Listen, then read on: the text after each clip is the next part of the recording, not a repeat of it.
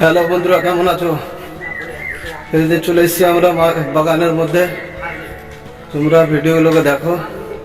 আর আমার পিছনে আছে মায়ের দোয়া টিভি, আর একটা আছে সিমনা মিডিয়া। জ্যাকেট পরে আছে এবং দাড়ি ছেড়ে আছে, ওই লোকটার চ্যানেলের নাম হলো মায়ের দোয়া টিভি। আর এই কালো গেঞ্জি পরে আছে, ওই লোকটার চ্যানেলের নাম হলো সিমনা মিডিয়া। আর আমার প্রোফাইল পেজ হলো, ফেসবুক পেজ হলো ছিঁড়া চারটি। আমরা এখন আজকে চলে এসেছি